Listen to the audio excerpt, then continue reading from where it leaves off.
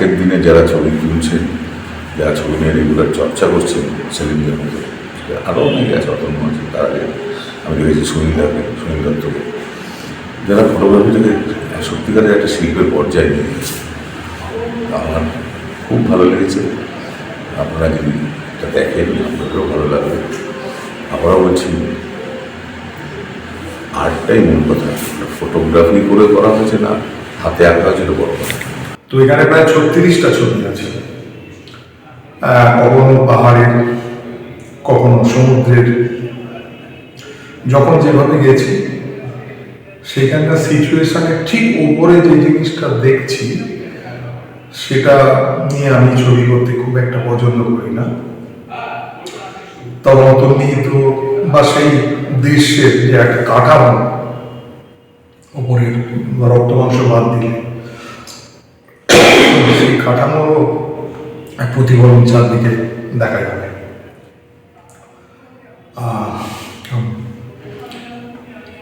এইটুকুই। অনেকেই প্রদর্শনীত দেখে বলছে কিছু ছবি নাকি পেন্টিংয়ের মতো হতে পারে, সেটা তাদের কল্পনা। আমার কল্পনা বিশাল বড় ল্যান্ডস্কেপ যখন আমরা করি, সেখানে অনেক ছোট ছোট অজস্র ল্যান্ডস্কেপ থাকে। সেই ছোট্ট ছোট্ট জায়গার ল্যান্ডস্কেপ এখানে তুলে ধরার চেষ্টা করেছি। এছাড়াও রিয়েলিস্টিক ছবি যে করি না তা সেটা করি। সাধারণত ফটোগ্রাফাররা যারা ফটোগ্রাফি নিয়ে কাজকর্ম করেন তাদের ধৈর্য এবং সহনশীলতা এবং মননশীলতা এগুলো নিয়ে যে কাজ করতে হয়, সেলিম মিস্ত্রি মহাশয় সেইভাবে কাজগুলো করেছেন। যেহেতু উনি প্রকৃতির মানে জন্মেছেন, বলছিলেন যে দক্ষিণ 24 পরগনায় জন্মেছেন, মানে ছোটবেলা থেকে প্রকৃতিকেই দেখে বড় হয়েছেন এবং চলমান জীবনের জীবিকা ছিল না। তাতে ওনার সুবিধা হয়েছিল কি, যে সমস্ত জায়গা দিয়ে যেতে হতো সেই প্রকৃতিকে উনি খুব সুন্দরভাবে দেখেছেন এবং তার মনের মধ্যে সেই প্রকৃতি বাসা বেঁধেছিল। সেজন্য যেহেতু তিনি একটি যন্ত্রকে উপজীব্য করে সেই প্রকৃতিকে ধরার চেষ্টা করেছেন এবং সফল হয়েছেন, সেই জন্যই আজকে এই প্রদর্শনীর ব্যবস্থাটা উনি করেছেন। এই প্রদর্শনীটা আজকে শুরু হচ্ছে। আমাদের মধ্যে আছেন প্রতাপ বাবু, তাপস কুমার মহাশয়, আশিস মহাশয়, অভিজিৎ, সকলে মিলেই তাকে উজ্জীবিত করবো যাতে এই সুন্দর প্রদর্শনীটা সবার গ্রহণযোগ্য হয় এবং সবাই আনন্দ পায়। সেলিম মিস্ত্রির প্রথম একক প্রদর্শনী ফটোগ্রাফি নিয়ে, প্রথম একক। এমনিতে গ্রুপে ট্রুপে করে, বিভিন্ন জায়গায় করে দেখেছি। তো উনি এটা বললেন যে ও প্রকৃতির মধ্যেও যে নিবদ্ধ গোপন সৌন্দর্য সেইটাকে ধরার চেষ্টা করে। কারণ আমি একটা আউটিংয়ে গেছিলাম, ও ছিল, তো দেখেছি এরা কি তোলে। এগুলো পার্ট অফ ল্যান্ডস্কেপ। আমি একটু এই ব্যাপারটা একটু হাইলাইট করি। ল্যান্ডস্কেপ বলতে আমরা সাধারণত আকাশ, বাতাস, মাটি, জল, নদী, আঁকাবাঁকা নদী, পথ, এগুলো নিয়ে আমরা ল্যান্ডস্কেপটা বুঝি। ওটা বৃহত্তর ল্যান্ডস্কেপ, এটা হলো অ্যাবস্ট্রাক্ট ল্যান্ডস্কেপ।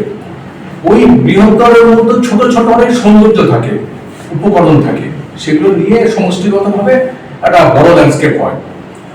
তো আমি দেখেছি এই ধরনের ছবিগুলো তোলে এবং এগুলো তোলা খুবই কষ্টকর, কারণ সেগুলো খুঁজে খুঁজে সে নদী, নালা, পাথর, আছাড়ও খায়, হ্যাঁ, পড়ে যাওয়ার একটা সম্ভাবনা থাকে। ওই খুঁজে খুঁজে খুঁজে এইগুলোকে নিয়ে আলোটা পড়ছে কখন, সেই মতো সন্ধে হয়ে গেছে, আমি যে টুকটাই ছিলাম অন্ধকার হয়ে গেছে, এই আসছে না কেন। ওই লো লাইটেও কিন্তু যে সৌন্দর্য পাওয়া যায় সেটাকে এরা ধরে। এটা আমি নিজের চোখেই দেখেছি। আর এখানে ওর ভ্যারাইটি আছে, প্রচুর ভ্যারাইটি আছে। ল্যান্ডস্কেপ ছাড়াও এখানে হিউম্যান ইন্টারেস্ট একটা আছে, অ্যাবস্ট্রাক্টের উপরেই ও কাজ করে এবং আমরা মাঝে মধ্যেই এক জায়গায় একটু মিলিত হই ফটোগ্রাফির ব্যাপারে। সে ব্যাপারে আমি জানি ওকে ওকে শুভেচ্ছা জানাই এবং আগামী দিনে ওর আরো এই ধরনের একক প্রদর্শনী দেখতে চাই। এই বলে আমার বক্তব্য শেষ করলাম। যেটা দেখলাম যে আলোকচিত্র, আলো দিয়ে যে চিত্রমালা তৈরি হয় সেটা আসলে আমার মনে হয় কোনো টেকনিক্যালিটিস দিয়ে আর্ট তৈরি হয় না। আর্টটা তৈরি হয় ভিতর থেকে, তার প্রতিফলিত অন্তরাত্মা থেকে। অর্থাৎ টেকনিক্যালি নিশ্চয়ই উনি অনেক খাটেন বা অনেক কিছু রকমভাবে ভাবেন, কিন্তু এখানে যেটা দেখছি যে মূলত ছবির কাছাকাছি অনেকটাই এসে যায় তার ছবি। সেগুলো মধ্যে যে যেমন ছবির লিনিয়ারিটি, টেক্সচার, এগুলোকেই মূলত আমার মনে হয় টেক্সচার খুব ডমিনেন্ট এবং লিনিয়ারিটিও একটা খুব ডমিনেন্ট জায়গা। তো সেগুলো ওনার কাজের মধ্যে একটা কনভিকশন আছে, সেটা দেখে আমার খুব ভালো লাগলো। কখনো যে বাহ্য জগৎকে যথাযথভাবে কপি করার তত বেশি না আগ্রহ দেখিয়ে বরং সেটার মধ্যে তার ইন্টারনাল ট্রুথটাকে তিনি তার মতন করে প্রকাশ করেছেন।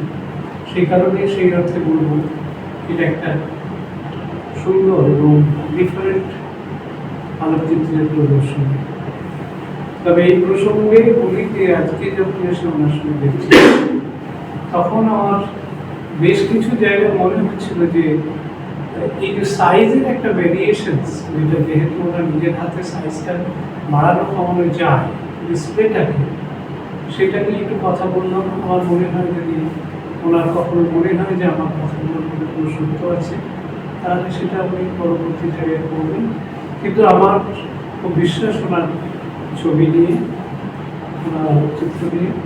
আমি চাই যে উনি যথেষ্ট বড় এবং ওনার কনভিকশনের যে অন্তিম পর্যায়ের দিকে ওনার যাত্রাটা চালু থাকবে। আমি চাই যে আপনারা ছবি দেখেছি, আমি একটা গ্রুপ এক্সিবিশনের ছবি দেখেছি, আজকে দেখছি প্রথম সোলো এক্সিবিশন। যেটা আমার যেটা বলার কিছু নেই, কারণ আমিও নিজে একটু ছবি তুলি, তো ওর ছবিটাকে না আমি পেন্টিং করি, আমার কাছে এটা পেন্টিং। এখনো পর্যন্ত যেটুকু দেখে উঠতে পেরেছি তাতে আমার কাছে এটাকে একটা পেন্টিং মনে হচ্ছে। প্রত্যেকটা ছবির মধ্যে যেরকমভাবে রঙের ব্যবহার, আমি জানি না কীভাবে এগুলো পেলো, এটার জন্য বিরাট চোখের দরকার। যেটা মারিয়ে আমরা চলে যাই ওর সি বিচে, সেইটাকেও মানে ফ্রেমের মধ্যে ধরে রেখেছে, এটা একটা বিরাট ব্যাপার।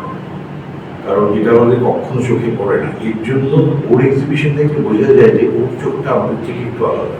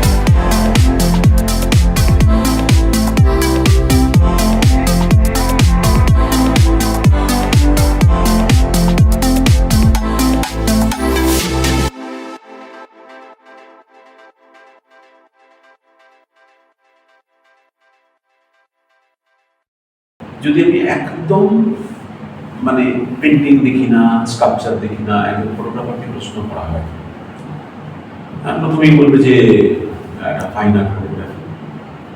তাকে যদি জিজ্ঞেস করা যায় ফাইন আর্ট কি, হাজার রকম বক্তব্য রাখবে, যার সঙ্গে কোনো মিল নেই। এইবার হচ্ছে মেন যেটা ফটো, এবারে পেন্টিংয়ের বয়স হচ্ছে 42,500 বছর এখন পর্যন্ত, এবং সেটা বলছে অচিরেই 55,000 বছরের ছাপ পেল বলে। আর ফটোগ্রাফি এই সময় বসে রয়েছে মাত্র 183 বছর, দুটোই পাই না। ললিত কলা, শুধু কলা নয়, ললিত আছে সামনে আগে। এইবার হচ্ছে ফটোগ্রাফি ফাইন আর্টের স্বীকৃতি পেয়েছে মাত্র 25 থেকে 30 বছর, এই 19-20 কবছরের মধ্যে। এবং বলা হতো যেটা আমাদের শিল্পের মক্কা মদিনা, ফ্রান্স, ইতালি, ওরা যখন স্বীকৃতি দিল, তার মধ্যে শিল্প, এটা কিন্তু ফাইন আর্ট, এর মধ্যে সেই জায়গা নেই। এইবার ছিল যে জায়গা থেকে ছবিগুলো আমি বিশ্লেষণ করি এরকমভাবে, ওরা মেন যার জন্য ফাইন আর্ট হিসেবে স্বীকৃতি দেয়নি, সেটা হচ্ছে কি, যে তার যন্ত্র নির্ভর মাধ্যম। একটা কোনো শিল্পকলা ছেনি হাতুড়ি ব্যাটারি অত সরাসরি ওর সঙ্গে যুক্ত না, এটা যাকে যে কোনো হাতে মোবাইল দিয়ে দিলে যদি এই জায়গাটাই যায়, তাকে দেখিয়ে দিয়ে বহু কমে থাকবে। কিন্তু একজন প্রিন্টার যদি 10 জনকে নিয়ে যাবে একই জায়গা দেখালে, রেটিনা রিয়ালিটিতে যা দেখছে সব হবে না। সেখানে শৈলী, তুলি, রং, হেনা থানা হয়ে যাবে। এইবার আমাদের উপর একটা গন্ডগোল হয়ে গেল, একে নতুন মাধ্যম, ওদিকে বললাম 42,500, আর যদি এখান থেকে 25 কেটে নিয়ে গেল 150 বছর। এগুলো আমি কেন স্বীকৃতি দেবো ফটোগ্রাফিকে পাই না? আমরা এত কষ্ট করে করি একটা পোর্ট্রেট করতে 1.5 মাস 2 মাস, 1 বছর 1.5 বছর হচ্ছে পৃথিবীতে এরকম বহু পোর্ট্রেট আছে, নামি কোনো কথা আসছে না, যারা স্বীকৃতি পেয়ে গেছে। ফটোগ্রাফি করতে গিয়ে কেউ এক্সপ্লেন করতে পারে না। কোনো ফটোগ্রাফারকে ডাকলে যে আপনাদের যে না বলবো, আপনি বলুন আত্মপক্ষ সমর্থন করুন। একটা খুনের আসামিকেও আত্মপক্ষ সমর্থন করতে হয়, কেন খুন করেছে। যতজন দেখেছি স্টলমার্স ফটোগ্রাফার, আমি তাদের নাম নিচ্ছি না, যারা আমাদের দেবতা তুল্য বা গুরু বলা হয়, কেউ কি ওই গিয়ে সঠিক উত্তর দিতে বলে না, এটা তো আর্টের মতো, এটা আর্ট নয়, বলুন তো বুঝে না কেন স্পেসিফিক বলুন। মেইন একটা কারণ ছিল, মানে আমি আমার এই 50 বছরের আমি সাধনাই করি ওখানে, ওদের মধ্যে কেউ বোঝাতে সক্ষম হয়নি যে শিল্প মাধ্যম মানে কল্পনা করতে পারে না, সেটা কোনো ফাইন আর্ট হতে পারে না, মানে আর্টই হতে পারে। এবং যার যত কল্পনা শক্তি বেশি, সেটা তো ফাইন আর্ট দিকে যাবে। এই ব্যাপার এইখানের এই ঘটনার মধ্যে চলে গেছে। ধরে ও আমার খুব শত্রু, ধরে নিলাম আমার বন্ধু মানুষ নয়, বলছে উত্তরীয় দেয়নি, কফি খাওয়াইনি, এরকম মিষ্টি দেয়নি, খাইয়ে দিয়েছে কাকে বলছে সবার, যাই হোক হয়তো আমার শত্রুকেই খাইয়ে দিয়েছে, পরম শত্রুকে ভালোবেসে ভালো কথা, আমার বিতর্ক অসুবিধা গেল। এইবার অন্যরকম এই যে কল্পনা, এই ছবিগুলো যখন বলছি যে আমাদের যদি শত্রু হয়, এই ছবিগুলো যারা এই পাশ দিয়ে গেছিল সবাই গিয়েছে, তো কেউ কেন কখনো ক্যাপচার করে এই ছবিগুলো তোলার কোনো কল্পনা শক্তি নেই, প্রত্যেকটা ছবির মধ্যে আছে। এইবার যদি কল্পনা শক্তি থাকে তাহলে কেন পাবো না এইরকম, মানে আমরা হাইলাইট আর্ট বলা হয়, যেমন লোকসঙ্গীত আর আধুনিক সঙ্গীত এরকম বলা হয়, এই জায়গাটা ছিল এই জায়গা থেকে। তার মানে এটা হচ্ছে ট্রুলি ফাইন আর্ট। এই নিয়ে কোনো যে ফটোগ্রাফি শুধু ক্যামেরা দিয়ে দিলে কারো হাতে এই ছবি তুলতে পারবে না।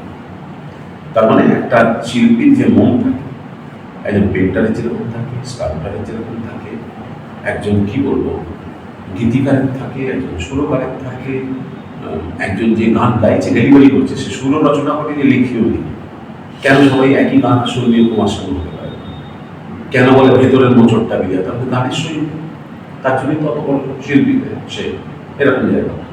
একজন ফটোগ্রাফি এরকম এইবার ফটোগ্রাফি গেলে এই লড়াই, প্রথমে গেল ওই আদার্স আর্ট কম্বিনেশন, এবার হলো ফটোগ্রাফির সঙ্গে ফটোগ্রাফারদের মধ্যে একদল করলো যা আমি দেখতে পাচ্ছি, মানে যেটা ডকুমেন্টেশন পয়েন্ট অফ ভিউ থেকে, সেটাকে করা মানুষের হতাশা, ব্যর্থতা, প্রেম, ভালোবাসা, ইমোশন এগুলো ধরতে হবে। যদি এই ছবিগুলো দেখেন, আমি হলক করে বলতে পারি ওপরেই দেখলে মানে বলে ফটোগ্রাফার নাম লাভ নেই, ডিরেক্ট আমি রেসপেক্ট দিয়ে বলছি, किसी की लाइफ में है, कहाँ एक्सप्रेशन, कहाँ इमोशन, ये क्या हो रहा है, नॉर्मल की चल रहा है, তাই কি বলছি, এটাই বলছি मैन नहीं है, मैन कहीं पे आप तो मैन है, आपका कैमरा भी है, মানে এরকম ধরনের ব্যাপার হয়ে যাবে। ঠিক এই ছবিগুলো যদি ললিত কলা মনে করেন কোনো কন্টেস্ট হচ্ছে, সে বছর রঘুরাই ছবি যাওয়ার সঙ্গে সঙ্গে প্রথম আমরা এলিমিনেট হয়ে যাবে, একটা ছবিও স্ট্যান্ড করবে, এইবার সেই ছবি রঘুরাই নেই, কোনো কোনো ব্যাপার নেই। এই ছবি ফাটাফাটি একটার মধ্যে 4টে মেডেল ভাঙতে চলে আসতে পারে একই জায়গায়। এটা হয়েছে আমি রঘুরায়ের সঙ্গে দেখা হতে আমার একটু কাগজ 5 মিনিটের অ্যাপয়েন্টমেন্ট করে দিয়েছিল। রঘুরায় আমাকে ভালোবেসে যায়, ভালো লেগে যায়, সেটার বদলে 3.5 ঘন্টা ইন্টারভিউ দিয়েছিলেন লাঞ্চ স্কিপ করে বেঙ্গল ক্লাবে। আমি বলছিলাম ওদের কিছু গোপনীয়তা থাকে এবং সেটা ওর মেয়ে রেকর্ড করে। আমি যখন কথা বলছি আমার এই ভুলভাল হিন্দি, ভুলভাল ইংলিশ, আমি দুজন দোভাষী নিয়ে গেছিলাম। যখন হওয়ার পর মেরা বাত ইয়ে বললাম এইসব মানে বলতে রहो না कि ও এই জরুরত হয়ে যায়, মানে ও অনুবাদ করবে পুরোটা এরকম চলেছিল। শেষ যখন হচ্ছে তখন আমি এখানে বলেছিলাম যে উইদাউট ফিগার ফটোগ্রাফি হতেই পারে না, পেন্টিং হতে পারে, স্কাল্পচার হতে পারে, ফটোগ্রাফি হতে পারে। ঘরতে না মাথা চুল চুল ঝাঁকা চাপা, হ্যাঁ তো সেই কথা ছিল উন্মাদের। हाँ आपका क्या नाम है, एक लीजिए आपका फोन नंबर दीजिए, आवाज बोले आपका क्या नाम है, जरूर अरे वो वाह खेल खुशी मैंने दाम खुदे কর্মকর্তা হচ্ছে দিকে নামের জন্য নাম করলেন লাঞ্চ, আপনি কি সব প্রশ্ন করলেন, আর যারা আসছে অষ্টম ভাষায় মানে গালাগালি দিচ্ছে, মানে 50 জন ইন্টারভিউ নিয়েছিল 5 মিনিট করে, আমি ছিলাম 50তম। সেই কাগজের সঙ্গে খুব সম্পর্ক কেন পাইনি, আমাকে যতটা আমাকে উদ্ধার করে দিতে হবে, আপনি তাড়াতাড়ি কি চান। এইবার তোকে বলে বললাম আমি একটা কথা বলবো, কিছু মনে করবেন না। তখন স্পেসটা অনেক তৈরি হয়ে গেছে। ও বলা বলেছে যে আপনি যদি আমার ডকুমেন্টারি দিতে চায় আপনি অবজেকশন দেবেন না। কি বলছেন আমি অন্য আপনাকে আমি গুরু মানি, অন্তত ভাব কনফিডেন্ট কেন করে যখন ওখানে এর কথা বলছে যে আপনার ছবি আছে, আপনি জুড়িতে নেই, আপনি যে কোনো একটা কন্টেস্টে পাঠান, যদি আপনার অ্যাকসেপ্টেড হয়ে যায় অ্যাওয়ার্ড তো পরের কথা, আমি ফটোগ্রাফি ছিলাম।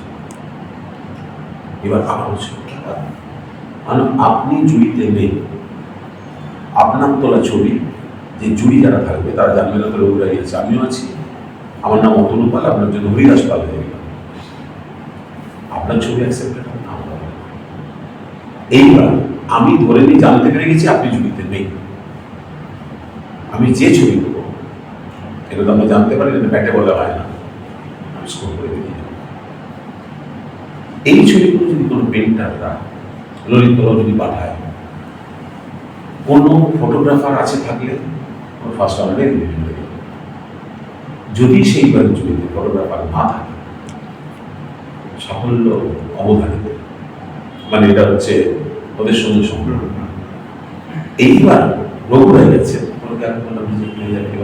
করবে কি, আমরা জানবো কি করে কোন বাক্যজন আছে, আমি ওকে জানতে ব্যাখ্যা করে গেল হয়ে এবার বললে স্যার এবার দেখেছে বাবা এরকম ধরনের কেউ হচ্ছে। তারপর এই যে বলছি আমার যে ছবিগুলো ন্যাশনাল জিওগ্রাফিতে যায়, যদি আমি এই ধরনের ছবি পাঠাই, এটা এমনি পাঠিয়েছে অন্য কারণে, মোটামুটি ধরে নিয়েছে আমার মাথার খারাপ হয়ে গেছে, কারণ এই 147 কোটি ভারতবর্ষে আমি ছাড়া কেউ নেই, ওটা গ্যাস খেয়ে গেছে একাধিকবার, একবার না যে ফুলকে বেঁধে দিয়েছি। 5টা বিল্ডিং যদি এক্সিবিশন হচ্ছে, আমার খান ন্যাশনাল জিওগ্রাফিতে কটা ছবি ছাপা হয়, 10টা 20টা 25টা আমার কভারের ছবি, এক একজন 25,000 করে ছবি বেরিয়ে গেছে ন্যাশনাল জিওগ্রাফি, সেটা তার কভারে আছে বাবু। এইবার আমি এরকম ধরবি যেরকম ওরকম ভাবে বললাম, ঠিক আছে কিন্তু ওটা করছো বেশ করেছো, ভালোই করো, মুখে না বলবে না কিন্তু না পাশা একটু বেশি বলে বলে যে গ্যাস খেয়ে গেছে, এত ডলার পেয়ে যাচ্ছে তো জ্ঞান মাপতে শুরু করেছে। তার ফলে ন্যাশনাল জিওগ্রাফির মতো জায়গা বলছি এই ধরনের ছবি অ্যাকসেপ্ট করবে না। আর ওরা যে কোনো করে এখানেই বলছি যোগেন্দ্র জায়গা বলে বলছি, যোগেন্দ্র বলে অত তোমার শুনেছি ন্যাশনাল দেখিও, আমি লজ্জায় দেখাচ্ছি না, এক্সিবিশনে যাই যোগেন্দা খুব মুগ্ধ হয়, বরং কখনো বলেছে তুমি ছাড়া এই ধরনের কেউ কাজ করলো না, না না করছে, অনেক করছে। আপনি তো ফটোগ্রাফি গ্রুপগুলো ক্লাব কোনো যান না, এবার হচ্ছে ক্লাব ওরিয়েন্টেশন বিক্ষিপ্ত হয়। এই দাদা একটা বসে আছে অসাধারণ, আমি বলি দাদা সেই প্রকাশটাই পান। এই দাদাকে ধরে করলে যদি আমি উনি ক্লাবের ভিত্তিতে এসেছি, কিন্তু ওনার ওই স্টাইলটাই নয়, নেচারটাই নয়, কিন্তু এবার প্রকাশ করবে কোথায়, একজন কিন্তু দরকার দেওয়া। এবার হতে গেলে ওনাকে একক করে যেতে হবে বারে বারে, এবং বারবার বলতে হবে যে আমার নেই নয়, আমার এই স্ট্যান্ড, আমার স্ট্যান্ড নেই।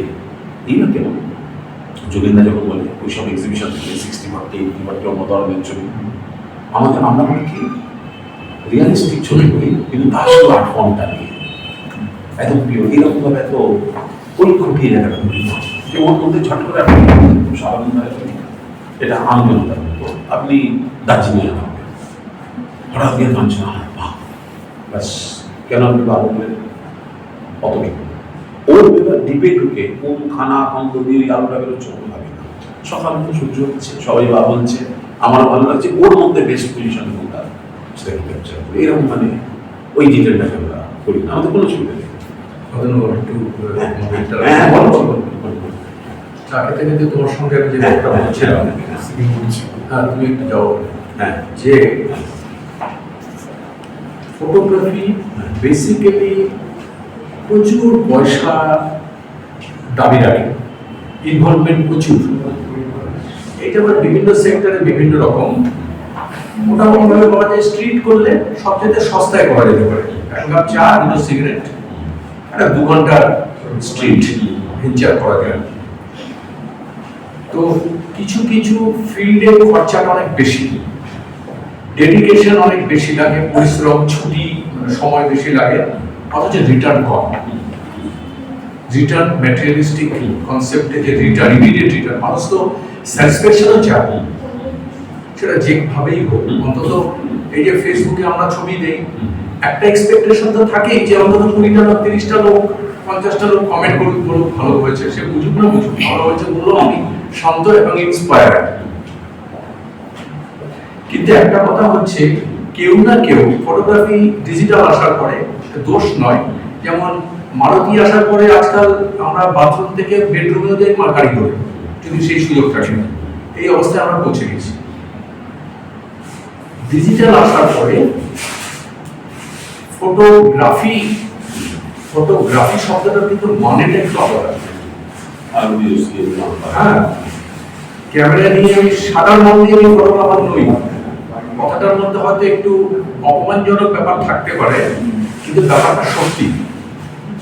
ফটোগ্রাফি কোনটা? আমি যদি নতুন কিছু দিতে পারি, 5 জন বন্ধু পাহাড়ে গেছি, বাঙালি পাহাড়ে বেশি, যারা বেশি প্রিয় বাঙালি পাহাড়ে গেছি, 5 জন একটা জায়গায় দাঁড়ানো হলো, যে যেমন ছবি তুলছি, একই দিকে তাকিয়ে ধরে নিচ্ছি, লেন্স একই, ফোকাল লেন্থ একই, ধরে নিচ্ছি এগুলো সব ঠিকঠাক একই, কাছাকাছি আছে, তোমরা মারো। 5 জনের কি একই রকম ছবি হবে? যে যা নির্দিষ্ট নিজের যে দৃষ্টিভঙ্গি, দর্শন, সোজা কথায় দর্শন, সেই অনুযায়ী যদি চলি, এটা 99% লোক তোলে না। ওইখানে ভিড় দৌড় হলো, কোন ফোনই মেরে ঢুকে গেল, কি আর মারলো, খুব ক্লোজ আপ লেন্স আজকাল পাওয়া যায়, 14, 12, 18 এসব পাওয়া যায়, দিয়ে মারলো। ভাই কেন মারলো? তুমি কি করলে, মানে প্রোডাক্টটা কি বেরোলো? তো বক্তব্য যেটা ও যার পাশ দিয়ে ঘুরছিল, সেটা হচ্ছে যে আমি যখন নিজের পয়সায়, নিজের শ্রম দিয়ে, নিজের সময় দিয়ে, কারণ থেকে তো কেউ পয়সা কাউকে দেয় না, যার যেরকম রিসোর্স আছে, দিয়ে যখন আমি একটা ইভেন্টে জড়িত, এবং এর জন্য অনেক রকমের স্যাক্রিফাইস লাগে, ফ্যামিলির স্যাক্রিফাইস দেওয়ার থাকে, হ্যাঁ, তো আমি যখন একটা জিনিস করছি, তাহলে আমার নিজের ভাবনা কেন থাকবে না, সেই মতো আমি কেন ছবি তুলবো না? এই কথাটা সঙ্গে সঙ্গে চলে আসবে, স্বীকৃতি নেই, মানে রেকগনিশন, লোকের পপুলারিটি এমন একটা শব্দ যেখানে র্যাশনালিটি ঢোকে না। চোখের তৃপ্তি এনাফ, ব্রেনের তৃপ্তির দরকার নেই, পপুলারিটির প্রথম কন্ডিশন। তো সেই হিসাবে এই যে ধরনের ছবিগুলো এ করছে, করেছে, আরো আছে, কলকাতাতেই আছে, আরো আছে, যথেষ্ট ভালো মানের দৃষ্টিভঙ্গির ছবি করে, কোনো স্বীকৃতি নেই, কেউ চিনবে না ফটোগ্রাফার হিসাবে। কিন্তু কলকাতাতে 200-250 পিএসএ বোল্ট আছে, ফিয়াপ বোল্ট আছে, হ্যাঁ 200-250 নয়, একটা দুটো না, তাদের নাম মুখে মুখে চলে। তো দুঃখেরও কিছু নেই, কারণ আমাকে তো কেউ বলেনি তোমাকে ফটোগ্রাফি করতে হবে, আমাকে কেউ তো আটকায়নি তুমি ওই ধরনের চাকরির জন্য ফটোগ্রাফিটা করো বা করো না, আমাকে তো কেউ বলেনি। এই সেলিম স্বেচ্ছায় এই পথটা বেছে নিয়েছে, 30 বছর ধরে ও তুলেছে, তুলতে হয়নি, হচ্ছে না, ওদের চাইছে। এবার আমি কি চাইছি, জীবনের সব ক্ষেত্রেই দেখা যায় আমরা কিন্তু সঠিক কেউ জানি না, ঝাড় খেতে খেতে ঘা খেতে খেতে অভিজ্ঞতার থেকে যখন বুঝলাম তখন করার ক্ষমতা নেই। তো আমার খুব মনে হয়, বলতে চাইছি নতুনদের কাছে, নতুন জেনারেশনের কাছে, যে ভাই আপনি তো লক্ষ লক্ষ টাকা খরচা করছেন, একটু নিজের মতো ছবি করুন না। ধরা যাক পোর্ট্রেট, এখানে পোর্ট্রেট তোলা হচ্ছে, এখানে 4-5 জন আছে, ছবি তুলছে ক্যামেরা নিয়ে, 5 জন 5টা অ্যাঙ্গেলে, একই লাইট কন্ডিশন, একই এক্সপোজার, তো সব প্রি কন্ডিশনটাকে সেম রাখলাম, 5 জনের কি একই ছবি হবে? খুব সিম্পল ইলাস্ট্রেশন আমি দিচ্ছি। এর ছবি একজন ওইখানে, একজন এখানে, একজন এখানে, একজন এখানে, একজন সাইডে, একই ছবি হবে? তাহলে পার্সপেক্টিভ বদলালে ছবি কিরকম বদলে যায়। তো একটু ভাবনা, বাঙালির তো ব্রেন আছে, ইন্টেলেক্ট আছে, মানে ছিল আর কি, এখন আছে কিনা জানি না, এক সময় তো সারা পৃথিবী সম্মান দিত, আমাদের সবারই আছে। পরিবেশ অনুযায়ী আমরা এগুলোকে বেশিরভাগটা ডাল করে রেখে পপুলার দিকে আমরা নিজেদের নিয়ে যাচ্ছি। কারণ এখন একটাই 70, তোমরা দেখোনি, 70, 75, 80 অব্দি বাঙালির টেস্টের মধ্যে একটা শিক্ষা এবং সংস্কৃতির প্রতিফলন ছিল। মানে সরি টু সে, এইভাবে সময় করে একটু এই দিকে মানে যারা দেখেনি এরা দেখেনি কি ছিল 70-80। তারপরে পৃথিবী সবসময় দেখা গেছে কেউ না কেউ ভুল করে পৃথিবী।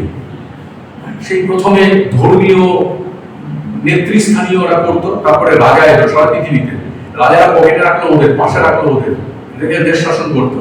তারপরে ওইসব নেপোলিয়ান, আলেকজান্ডার, তার আগে 323 বিসি এরা এসে পৃথিবী দখল করার চেষ্টা করলো। আমি বলতে চাইছি কখনো ফাঁকা থাকে না, শাসকের চেয়ারটা কখনো ফাঁকা থাকবে না, যে কেউ না কেউ আসবে। কিন্তু সারা পৃথিবী জুড়ে যদি আমরা একটু স্টাডি করি, দেখা যাচ্ছে গত সেকেন্ড ওয়ার্ল্ড ওয়ারের পরে থেকে, মানে 45 এর পর থেকে সারা পৃথিবী জুড়ে না শিক্ষা সংস্কৃতির মানটা কমে এসছে। তার জন্য ট্রাম্প আছে, আর আমাদের হাতের কাছে যে আছে নাম বলছি না, হ্যাঁ। তো এইভাবে চলছে। সেই যে ব্যাপারটা, মননটা মানুষের একটাই এখন চিন্তা, পয়সা পয়সা পয়সা। আমাদের যখন ছোটবেলা, বেশিরভাগ বাঙালি, মধ্যবিত্ত বাঙালি ছোটবেলাটা কিভাবে কেটেছে ভাবা যায় না। মানে বাবার কাছে একটা জিনিস চাইবো, পুজোতে জামা প্যান্ট চাইবো, চাইতে পারেনি, এরকম ভাবে মধ্যবিত্ত বাঙালি আগে গেছে। এই যে না চাওয়ার ভেতরে যে জমা পুঞ্জীভূত যে চাহিদা, ক্ষোভ, সেটা কিন্তু পরে বিস্ফোরিত হয়ে অন্যদিকে বেরিয়েছে, সেখানে ফ্লারিশ করেছে, সেখানে ফেটে বেরিয়েছে। আর এখন তো ছেলে বাচ্চা, ছেলেকে চাইবার আগে বাবা দিয়ে দেয়। ফলে কি হচ্ছে, আমার ব্রেনের কাল্টিভেশনটা তো হচ্ছে না, আমাকে পেতে হবে, আমি এটা পাইনি, আমাকে এটা করতে হবে, ঠিক আছে আমি রোজগার করবো, চাকরি করবো, আমি এটা করবো।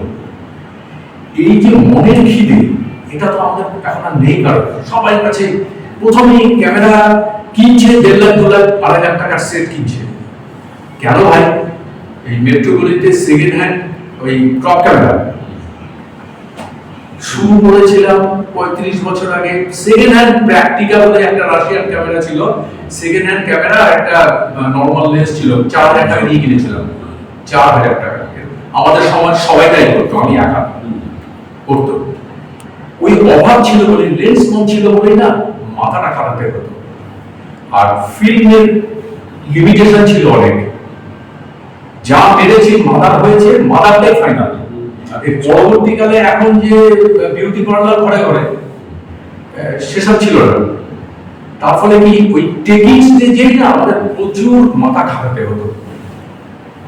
একটা শর্ট 3 টাকা দাম ছিল 30 বছর আগে, একটা শট 30 টাকা, এই 3 টাকা ছিল, মানে ট্রাইএক্স ফিল্ম ক্যাসেটে আসতো 100 ফিট, সেটাকে আমরা 5 জন 6 জন মিলে 4 জন মিলে কেটে স্কুল স্টুডিও থেকে স্কুল নিয়ে তার মধ্যে স্টেপলার দিয়ে আমরা লাগিয়ে নিতাম। সেগুলো 90 টাকা করে খরচা করতো 30 বছর আগে, একটাতে 30-32টা শট হতো, তার মানে 3 টাকা করে একটা শটে, এখন 1 পয়সা যায় না, সঙ্গে সঙ্গে গেল হাজার একটা শট 70-80 টাকা করে নিচ্ছে গেল। তার মানে কি নিচ্ছে কেন? ওর আত্মবিশ্বাস নেই বলে, ওইটা দিয়ে মাথা ঘামায়নি বলে নিচ্ছে। আর আমাদের যদি হ্যাবিট হয়ে গেছে, আমি যখন এখনো ছবি তুলি ডিজিটাল সিস্টেমে, তো আসতেই হয়েছে, পেপার নেই, কেমিক্যাল নেই, ডিজিটাল আসতে হবে, একটাই শট তুলি, ছবি হবে না, হবে না। কিন্তু 20টা ছবি একই ছবি তুলে একটা দাঁড় করাবো, নিজের কাছে নিজে হেরে যাবো। আসলে এই চেতনা, বোধ, ফিলিং, এগুলোই না অ্যাডভান্সমেন্ট আনে। লেন্স যত, গ্যাজেট যত কম থাকবে, ছবি তত বেশি হবে। আসলে ল্যাক অফ টেকনোলজি হলে নিজের মাথাটা খাটাতে হবে। এইটা তো খাটাবো, এখন তো খাটানো এগুলোই তো যাওয়ার থেকে আগে চলে আসে। হ্যাঁ, প্রতিবন্ধকতা একদম। যে শিক্ষার জন্ম দেয়, হ্যাঁ, এটা থেকে আরো বড় কথা দিয়ে আছে, শিক্ষা। Necessity is the mother of invention. আমরা নরমাল লেন্স হিসেবে 50, হ্যাঁ, নরমালি তো আমি জানি ওটা আমি 70 বা 75 পেলে ভালো, কখনো মনে হচ্ছে 28 পেলে ভালো, কি 24 পেলে হচ্ছে না, কিন্তু আমার ওই ভিউটা আনতে হবে, ওই পাশে হ্যাঁ। তৈরি করতে হবে, তখনই তো পশ্চাৎ সেই যখন আমি এগোবো পেছবো কি হবে যেই মুহূর্তে আমি লেন্সে রেডিমেডের মতো পেলাম, হ্যাঁ, সেরকমই হবে। একদম একদম। এটা আরেকটা হচ্ছে আশিসদার, যেটা এই যে ছবির মানে উন্নতি অবনতির কথা বলা হয়, আমি আমাদের বলছি আমার নিজের 50 বছর অভিজ্ঞতা, একটা দল চালাতে, আমি বলি দলের থেকে আমি উপকৃত। দল যেমন অনেক ওই মানুষের সঙ্গে বেশি চালনা করতে গিয়ে নিজের পার্সোনাল লাইফ থেকে আরম্ভ করে পার্সোনাল ফটোগ্রাফি কেরিয়ার বিপন্ন হয়, এরকম কিরকম যেটা হচ্ছে যে বড্ড অপিক নেচার, এটা হচ্ছে রেগুলার ফটোগ্রাফি। মানে কেমন একটা উদাহরণ দিলে বুঝতে পারবে, বাগবাজারে বিজয়া দশমীর দিন সিঁদুর খেলা হয়, এই নয় যে কলকাতা 8 জেলা তোলা হয় না, ওখানে প্রথম দিকে 5-10টা ছবি অ্যাওয়ার্ড পেয়েছে, রঘুরায়ের একটা হ্যাঁ, হ্যাঁ, হ্যাঁ। সে বহুদিন আগে বাঙালির মতো এরকম বিপন্ন দেখি এলো। থার্ড থেকে ব্যান করা আছে, যদি থার্ড কোনো স্টুডেন্ট যায় ওদের ভর্তির সময় বলা হয় যে 3 কিছু শর্ত নেই, বিজয় বাগবাজার যাবে, যে কোনো জায়গায় যাবে, যদি বাগবাজার পর সেবি বাগবাজার যাবে, কোনো অসুবিধা নেই, কিন্তু ওখানে যেতে পারবে না। নতুন করে ব্যান করা হয়েছে আমাদের ভিন্টেজ কার র্যালি। আচ্ছা, যবে থেকে এসে আমাদের আমরা যেমন ফটোগ্রাফিতে হাত নিয়েছি ওরকম জায়গা করতে করতে এখন যে জায়গাটা দাঁড়িয়ে গেছে, এখন আমি মজা করে বলি ওই বড়ুয়া ষাঁড়ের দৌড় আর কি, আমি বলছি না, কাউকে কটাক্ষ করছি না, আমি রবীন্দ্রনাথকে কোট করলে যে কোনো একটা আর্ট খুব ভালো ছবি হয়েছে, যদি সেটাকে কপি করে ওর থেকেও ভালো ছবি তুলি, সেটা মৃত আর্ট বলা হয়, সেটা নতুন কিছু না। রবীন্দ্রনাথের কথা ছিল তুমি নতুন কিছু করো, সেটা দুর্বল হতে পারে, ফেলও করতে পারে, কিন্তু নতুন জন্ম। হ্যাঁ, আমাদের ফটোগ্রাফি এমন একটা জায়গা, যেই বইটা পেলো সঙ্গে ওটা পিছনে খাবার চলতে থাকতো, একদম ট্রেনিং হয়ে গেল। একদম ঠিক। আমি সত্য 1 সপ্তাহ হয়নি এলাম, কিন্তু আমি জানতাম না আমাদের দলের একটি ছেলে আছে, এই ধারার ছবি করে, ভেরি পড়, তাকে বারবার করে বলি যে কেন করবো, তো অন্যদিকে ফলাফল এত ভালো, কেন তুমি কপি করতে হবে না? স্যার লোকনাথ বাবাকে একটা অনুষ্ঠান হয় কি দ্বীপ উৎসব নাকি চাকলায় যাবো, আমার তো সেরকম হয় না, বেশি না, বিকালে দিকে তো 40-50 জন আসবে, ওরা ওদের মতো কাজ করে, বিশাল এরিয়া, এই প্রদীপ প্রজ্বলন হবে, কি 600 থেকে 700। এবার গেছি, আবার ফিরে আসবো, হোটেল বুক করা হয়ে গেছে, সবকিছু হয়ে গেছে, এক ছবি যে মানে ওর মধ্যে আছে 50-60 জন অ্যাওয়ার্ডে, তারা দেখেছি গত বছর ধরে এই ছবিই গেছে। কখনো বিকাশ ভট্টাচার্যের ছবিটা ওখানে অ্যাকসেপ্টেড হয়েছে, গণেশ পাইলের মহাত্মে না, গণেশ পাইলের ওটা অ্যাকসেপ্টেড হয়েছে, সোমনাথ ওটা করবেন। ফটোগ্রাফিতে নির্লজ্জের তোমার যদি ওটা হয়ে যায়, আমি আমার নিজের দিক থেকে একদম কখনো নিজের ঢাক পেটানোর জায়গা থেকে বলছি না।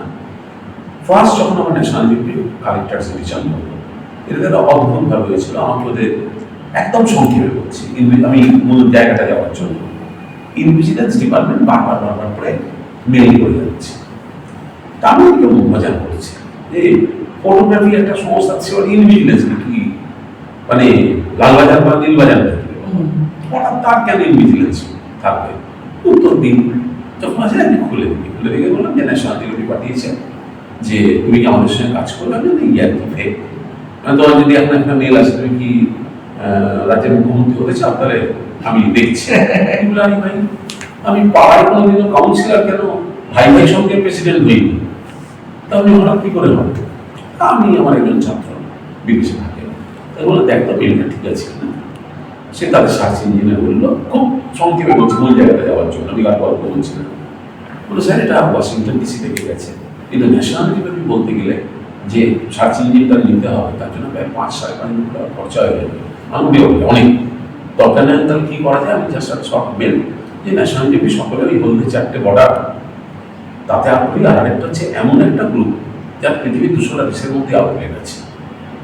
আমি না আর কোথাও তো জায়গা নেই, এমন কোনো সংস্থা বলতে পারবে না পৃথিবীর 200টা দেশে আউটলেট আছে এবং প্রবলভাবে স্বীকৃত। তুমি একটা কোনো জায়গায় দেখাও সারা পৃথিবী যে বলছে ন্যাশনাল জিওগ্রাফি কিছু জানেই না, পাবা সারা ব্যাপার। সারা পৃথিবীর সব ফটোগ্রাফার থেকে হলতে বর্ডারের আমি একটা মেল করলাম, যেই তার সঙ্গে এই যে 1 বছর তাদের উত্তরই দিইনি, কোন সেকেন্ডের মধ্যে ওখানে ইন্ডিজিনিয়াস ডিপার্টমেন্ট আমাকে অ্যাপোলজি চেয়ে বললাম আমরা শোকজ করছি রিসার্চ টিমকে। রিসার্চ টিম সঙ্গে উত্তর দিলাম সঙ্গে সঙ্গে ওরা আমাকে অ্যাপোলজি চেয়ে ওদের ফরওয়ার্ড করলো, শোকজ করলো, এইগুলি আলটিমেটলি যেই দেখছি ওটা একটু কথাবার্তা হয়েছে ওদের international copyright cell legal cell বলে তুমি আমাদের সঙ্গে কন্ট্যাক্ট সাইন করো। আমি করলাম, মিটে গেল। এটা বললাম এই জায়গাটা বোঝাতে পারবো, বললো যথারীতি একটা সময় বইটা কোনো বেরোয়নি, যে বইটা বেরোচ্ছে 3 বছর আগে কন্ট্রাক্ট সাইন করেছে কালেক্টর, সেটা হচ্ছে ডন টু নাম প্রোডাক্টটা লাইফ ইন কালার, দেখতে পারেন এখনো পাওয়া যায়। এবার বই মেলা দেখতে পারেন 3,000-4,000 টাকা দাম, 3-4 কেজি ওজন গেল ভালো। হঠাৎ বললো ন্যাশনাল জিওগ্রাফি ইন্ডিয়া ভাষা মেল করছে ট্রাভেলার।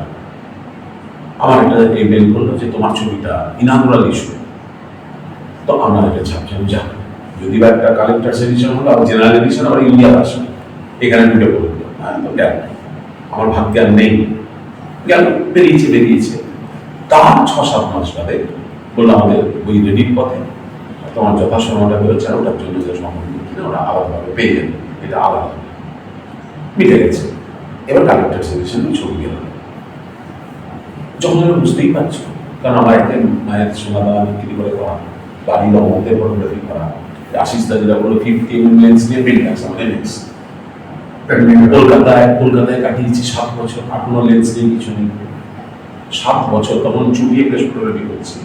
আজকালে ম্যাগাজিনে উল্টো রথ, সিনেমা জগৎ, শনিবারের চিঠি, পরিবর্তন, স্টেটসম্যান, কোন কাগজে না করেছি, ইন্ডিয়ান এক্সপ্রেস, পায়োনিয়ার, মানে খেপুড়ে বলতে যাবে। আর তার সঙ্গে হচ্ছে আমাকে চালিয়ে নেওয়ার জন্য বিহেভিয়ার। আজকাল ছবি করে পাচ্ছে 30 টাকা, অন্য ফটোগ্রাফার একটা শট তখন ওই প্লেট দেওয়ার পর 3 টাকা করে, আমার রেট হয়ে গেছে 6 টাকা। কেন আমি প্রেস ফটোগ্রাফার, তাকে বলতে পারছি না আমি পাই একটা ছবি 30 টাকা।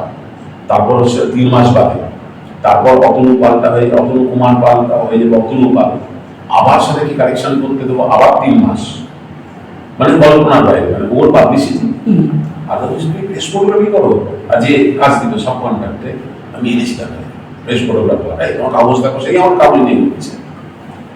সে ধরো আমাকে দিচ্ছে 6 টাকা, সে আবার আমার জন্য রেট করছে 10 টাকা, যত্ন পালকে পেতে গেলে 10 টাকা, মানে এইরকম কাণ্ডকার কাজ চলছে। তাই কেন এইরকম পরিস্থিতি? তা যখন বেরোলো ন্যাচারালি বুঝতে পারছো এরকম মুখ্য মানুষের আনন্দ কি। আমার ওই আনন্দ স্থায়ী হয়েছিল আমার মনে হয় 5 মিনিট করলে খুব বেশি হবে, কিন্তু আপনি তো মানে নিরাশাবাদী। আমার মতো এই মুহূর্তে অপটিমিস্ট কেউ নেই, নাহলে আমি নিরাশবাদী হলে আমি ফটোগ্রাফি ছেড়ে দিতাম। আমি এখনো সম্পর্কে কিন্তু সত্যি করে বলছি ফটোগ্রাফির দিনটি যে আরাম করতে পারবো তো, মানে আর কটা দিন চুল রং জানান দিয়ে দিচ্ছে যে ওই দিন তো গেল সন্দেহ যে হবে কি করে, মানে নিজের কাছে নিজের কথা বলছি গেল। এই যে বলছি মাত্র 5 মিনিট এক্সটেন্ডেড হতে 2টো প্রশ্ন এসছে।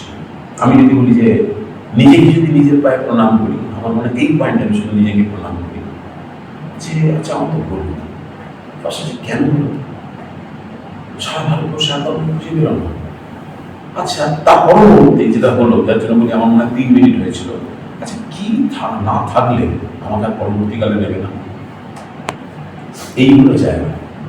প্রথম বই থেকে আজকে পর্যন্ত এখনো সেই অনুসন্ধান চলছে, কোনো কিছু না, আমি ছাড়া কেউ জানি না। এবার অন্য বলে বলতে দেখে আমার ল্যাজ আছে, হাত পা তুলে নাচি, এই যে কেন নয়, এই যে আশিসদার কথা ধরে আসছি, আমি ওদের সঙ্গে কথাবার্তা এরকম বলা যায় না, ওটাও একটা চ্যালেঞ্জিং হয়ে যাবে। কারণ ওদের শোনা কথা, পৃথিবীর 80টা দেশ জাজমেন্ট থাকে, তার মধ্যে ভারত এবং এর আশপাশের কোনো দেশ ভারত নয়। আমি মনে করি আমার অন্তত 41টা দেশের ভোট পেয়ে ওই কোটি কোটি ছবির মধ্যে থেকে আমার ছবি সিলেক্ট হয়েছে। 41টা দেশ, কোন দেশ আমি আজও জানি না।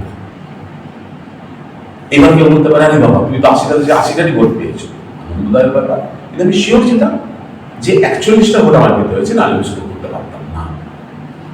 এইবার যখন হচ্ছে না, এই কপিংয়ের কথা বলি, আমি হেনরি মার্টিনেজের অন্ধ, আমি হ্যান্সেল অ্যাডামসের অন্ধ, আমি সালভাদোর অন্ধভক্ত, শুধু ভক্ত বলছি না, অন্ধভক্ত বলছি।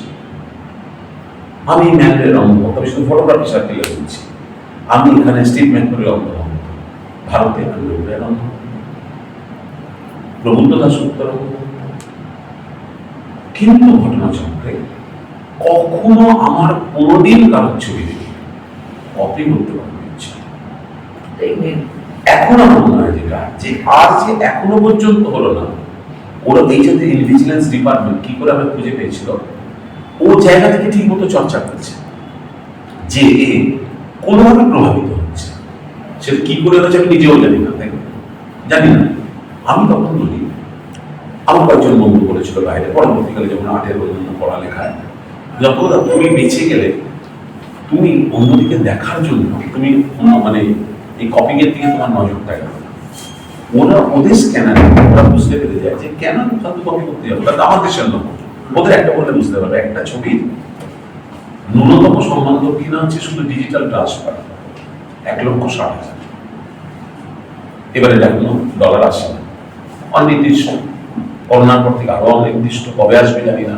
যদি রেগুলার আসতো তাহলে আমি অন্য কিছু করতাম না, ধারে বদল করে ছাত্র পড়াতে অন্য ওইটা এলে অন্য কিছু ভালো ক্যামেরা কেনা, ভালো লেন্স কেনা, এক্সিবিশনের জন্য একটু বেশি পয়সা খরচা করা, যেগুলো হয় এরকম। এই হচ্ছে এই যে এত বছর গেল, আমি বলি সবাইকে যে এই জায়গাটা এবং আমার যেগুলো আছে তুমি কি করে প্র্যাকটিস করলে, তুমি যদি ভক্ত থেকে নকল করলে, নকল না মানে অনুসরণই করতাম, অনুকরণ করে পরের কথা নিজেও জানি। আমি যদি বলে মুখে হাত দিয়ে বলে মানে ইন্টেনশন, আমার কোনো ইচ্ছা নাই। এই যে একটা প্রদীপ জ্বললে, গতবার ও অ্যাওয়ার্ড পেয়েছিল ওই সার বা গত দৌড়লে, কাদাদা ছিটলে ওই 5টা মেডেল পেয়েছিল, তার মানে আবার দৌড়ই, আবার 10টা মেডেল আসবে, এটা আমি তো মনে করি এটা হয়ে গেছে শেষ। আমার ধারণা হচ্ছে, আমি বিশ্বাসও করি এখন, শিল্পকর্ম গণতন্ত্র দিয়ে হয় না। একটা গ্রুপ একটা ক্লাবে থাকলে ওটা হচ্ছে গণতন্ত্র, হচ্ছে সার্ভাইভাল, জাস্ট নাটক জীবনে নিঃশ্বাস নিয়ে অনেক বছর বেঁচে থাকবো, একই রকম থাকবো।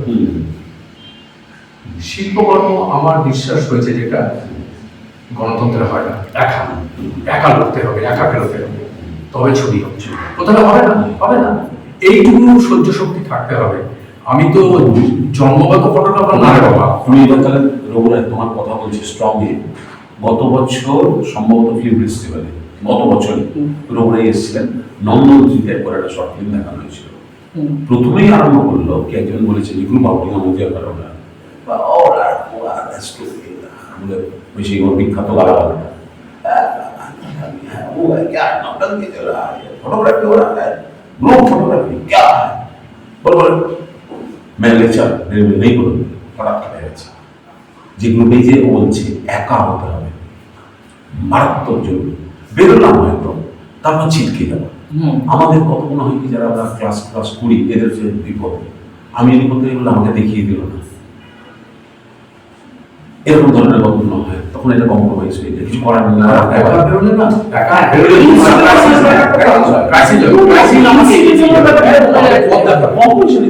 এই ধরনের মানসিকতা না থাকলে কিন্তু শিল্পকর্ম এমনিতেই কঠিন জগৎ, খুব কঠিন। আপনি ভাবুন না, 2000-এর মধ্যে সময়। হ্যাঁ। তো সেই কলকাতায় হিসেবে কোনো জায়গায় কিন্তু একই তাই, কিন্তু তখন এটাকে একা করে ফেলতে না। মারামারি হতো না। হ্যাঁ। বলছে এখন কিন্তু মারামারি কবে সেটা বেরোবে ওই আমি বলছি এই যে আমরা গেছিলাম শুধু পজিশন একদম মানে হাতে গরম দুটো উদাহরণ দিই। তারপর আশিস দা ওইখানে গিয়ে প্রত্যেকে প্রদীপ চালাচ্ছে, সব ফটোগ্রাফার ওর মধ্যে জলের মধ্যে ঢুকে যাচ্ছে। হ্যাঁ। আমার এই ছেলেটি স্যার চলুন না, সবাই যাচ্ছে, আমি অন প্রিন্সিপাল যাবো, আমি প্রেস ফটোগ্রাফি করতে গিয়ে যেখানে টার্গেট জোন এখান দিয়ে অ্যানিমেলটা যাতায়াত করবে, আমি তার জায়গাটা ঢুকবো কেন? আমি আমার জায়গা থেকে চেষ্টা করবো। কন্টিনিউ মাস করে গেছি, ইভেন যারা ঢুকছে তারা আবার ওর থেকে কপি করে ছাদের মাথা থেকে আমি কি কাজ করছি তার আবার ডকুমেন্টেশন করেছে। আমি সবাই ছাড়লাম কি রে ভাই, সেদিনে আমার ছবি তো তার ছবি সেই সময়টা মারা পড়ছে, কোনো তো প্রশ্ন নেই, আমি যাবো এক নম্বর। দু নম্বর হলো এটা হলো কেউ পজিশন থেকে আরম্ভ করে যে আরেকজন ফটোগ্রাফার আছে তার একটা নির্দিষ্ট স্পেসটা আমি বান্ধব করে গিয়ে যদি আমি বলি যে বাঘের যেন আমরা নিজেদের মতো কাজ করবো, বাঘটা সরে সরে থাকবে, এটা হতে পারে না। এখানে কিন্তু মানুষ সামনে দিলে মরে যাবে না, ঢুকে পড়ছি এর প্রদীপের গায়ে ও প্রদীপের গায়ে এর ওপর দিয়ে আমি বললাম স্যার একটাও বললাম না, একটাও ছবি তুলুন। আমি একটা শখ দেখতে হচ্ছে, একটা পয়সা দিয়েছি, আপনি ডান দিয়ে ঘাটটা এরকম, ঘাটটা ওরকম, মালাটা এরকম, আমরা বলতে পারি, বলে থাকি, ছবি তুলে থাকি। বন্য প্রাণীর ছবি তুলতে গেছি, সেখানে কি আর্টকে ঢোকানো সম্ভব? বাকি বলবো লোকে বলবো এই মাথাটা এরকম স্মাইল দে, বলতে পারবো না। তাহলে কি অ্যানিমেলে আর্ট ফর্ম হয়? করা যায় সময় সাথে। সুতরাং আর্ট যদি আর্টের আলোচনা হয় তাহলে আর্টটাকে খুঁজতে হবে। এখানে অনেকগুলো ছবি আছে আর্টকে ধরা যাচ্ছে, আর্ট বেস ছবি, আর কিছু নাই। মানে ফটোগ্রাফির যে জেনারেল গ্রামার সেই জিনিস খুঁজলে এখানে বেশিরভাগ ছবিতে নেই, কিন্তু আর্ট আছে। তাহলে আগে আর্ট কাকে বলে জানতে হবে, কখন একটা সাধারণ ছবি আর্ট হয়। ওই যে দড়িটার উদাহরণটা দিলাম, এটাই মাথায় রাখলে হবে। তো সেই হিসেবে আর্ট জানতে হবে, ছবির মধ্যে আর্ট কি আছে, ও যেটা বড় রাস্তার ঘটনা, এই যে ঘটনাগুলো পিউরিটি সব জায়গায় দিনকে দিনে আমরা শুরু করেছিলাম যে 80-র পরে ওই জায়গাটা না সব জায়গা থেকে হারিয়ে গেছে। এখন গান, কিছু হিন্দি গান, কিছু রবীন্দ্রসঙ্গীত, কিছু আধুনিক গান মিশিয়ে কোলাজ করে একটা প্রোগ্রাম হয়। আমার বাড়ি মানে সারাটা প্রায় হয়, আমি শুনি মাইকে। তো পিউরিটির জায়গাটা কেউ যাচ্ছে না। আমার এটাই আক্ষেপ, লক্ষ লক্ষ টাকা বাচ্চা করি, শরীর দিই, সময় দিই, পরিবারকে স্যাক্রিফাইস করতে হয়, অফিসের থেকে ঝাড় খেতে হয়, খেয়ে আমরা ছবি করি, নিজস্বতা। ও এই যে রাজস্থানে কদিন আগে যে কি একটা অনুষ্ঠান গেল, ওই যে হ্যাঁ পুষ্কর, এই কদিন আগে শেষ হলো, কলকাতা থেকে বহু লোক গেছে, ওই তুলবে গিয়ে বলছে কখন নিয়ে যাবো, ওই তার নামের পাশে এবিসিডি আছে, আর একজন ছবি। ঘটনাটা হচ্ছে কি, মানে আমি যখন ছোট করি, এই যে ছবি করি, প্রথম থেকে আমার কাছে এর উদ্দেশ্যটা স্পষ্ট হওয়া উচিত। আমি কি ব্যবসা করবো, মানে পয়সা রোজগার করবো? হ্যাঁ, ফটোগ্রাফি সেই পোটেনশিয়াল দেয়, করবে। আমি করবো না, আমি কি করবো? আমি এমন কিছু করবো যেটা আর কেউ করেনি, ঠিক আছে? আমি একটা ছবির মধ্যে আর কি আছে যেগুলো এখানে পাওয়া যায়, একটা ছবির মধ্যে আর কিছু লুকোনো সৌন্দর্য আছে, আমি শুধু সেটা ধরবো।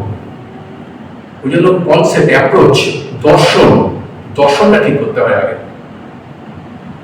তো এটাই ওই বিয়ে প্রতিযোগিতা দেখা ফটোগ্রাফি কি যে ছাড়া হয়, অন্য ছবি দেখা হয়, তার যথেষ্ট কারণ আছে, এটা মানতে হবে। কারণ আমি হাজার হাজার ওই যে বিয়ে বললো, ওই যে চাকলাতে আমার ছাত্র ওই চাকলাতে ওই বাংলাদেশে ভালো ইয়ে হয়, এর থেকেও ভালো হয়, একই ছবি, মানে যে মারছে উপায় নেই, আমি বছর এই দিনেও যাচ্ছি, একই মারছে, একই ছবি তুলছে, তাকে কি স্বীকৃতি দেবে? একটা পেন্টিং, একটা ড্রয়িং, একটা বাসানা, ও একই ছবি, এক ছবি আবির ছড়াচ্ছে, ওইখানে আবার ওই যে আপনার ইয়ের নাম ছেলে না, শুধু যে ও প্রথম ওই কলকাতার যে বাড়িটাকে এক্সপোজ করলো, তারপর 5 বছর প্রচুর লোক খুঁজেছিল বাড়িটা, কিন্তু কেউ পায়। 5 বছর পর যখন পেলো, তারপর ও সবুজাবি ছুঁড়িয়েছিল, ওই লাল মারছে সব ফেলে একই জায়গা থেকে দাঁড়িয়ে একই প্রেম হচ্ছে। এবার ও তো খিটটা খেয়ে চলে গেছে।